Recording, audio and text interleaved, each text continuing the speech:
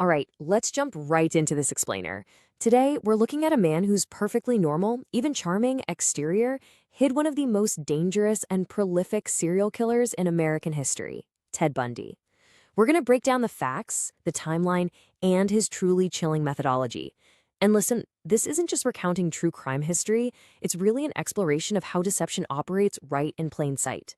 As we go through this, think about how our perceptions of safety and trust can be so easily manipulated because this story, it literally changed how an entire nation views the very concept of a monster. Now, just take a second and really think about this quote. We serial killers are your sons. We are your husbands. We are everywhere. I mean, wow. It's a terrifying realization that evil doesn't always come with a warning label or some sinister look. Bundy knew exactly how he fit into society, and he absolutely weaponized that normalcy. He knew we're hardwired to trust people who look and act just like us. So, let's start with part one, the perfect mask. Theodore Robert Bundy was born in 1946, and man, over the years, he built the absolute perfect disguise. On the outside, he seemed flawless. He was college-educated, good-looking, worked in local politics. He even volunteered at a crisis hotline, literally a place you go to save lives. People constantly described him as charming and smart, but hiding right beneath that perfect resume was a predator. He was using this pristine image to completely deflect any suspicion away from himself. Which brings us to part two. A terrifying method. His method was simple, but it was just devastatingly effective. Between 1974 and 1978, he targeted young women, mostly college students. First, he'd fake an injury. He'd put his arm in a fake cast or hobble around on crutches. Then he'd ask a passing woman for help carrying books to his car, which was a tan Volkswagen Beetle. He was preying entirely on their empathy and their natural instinct to help a handsome, disabled guy in need. Finally, once they leaned in to help, he'd knock the victim out, pull them inside, and drive to a second location for the assault, torture, and murder. The sheer scale of this is just staggering. We're talking over 30 confirmed victims across 5 different states: Washington, Utah, Colorado, Idaho, and Florida. And remember, that's just the confirmed count. Bundy himself claimed the true number was way higher. To make it even darker, he was actually known to return days later just to visit the bodies. It was a complete reign of terror that had police totally baffled. Moving on to part 3, why he was dangerous. So how on earth did he get away with this for so long? Well, it boils down to a few lethal advantages. First off, as we saw, he looked completely trustworthy. Women didn't run from him. They actually wanted to help him. Second, he was incredibly intelligent. He studied psychology and law. And third, because of that background, he intimately knew how the police worked. He knew exactly what evidence they look for and totally used the system's blind spots to his advantage. Part 4. Escapes and final arrest.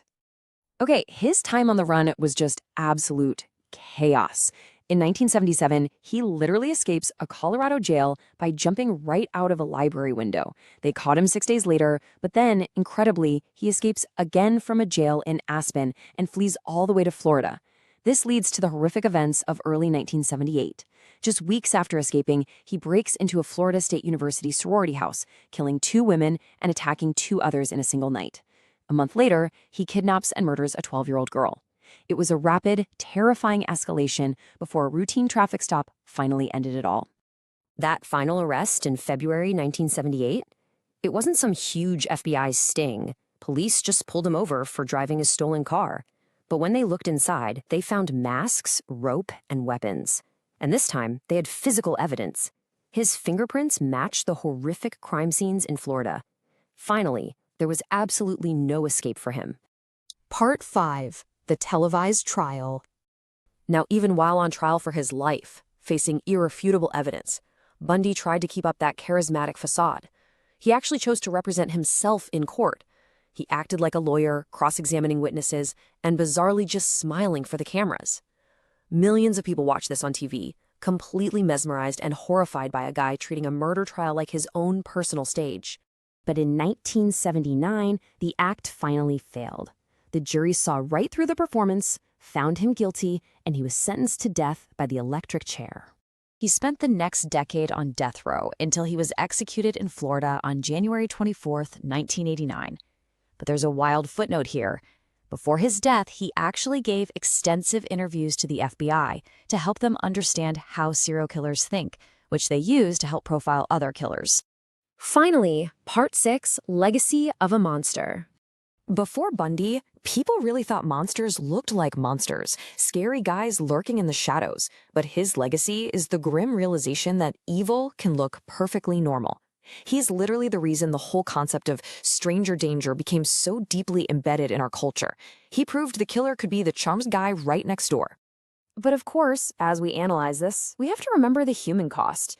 Rest in peace to all his victims. We honor the dozens of innocent lives he stole, women and girls whose futures were taken by a man who entirely exploited their kindness and empathy.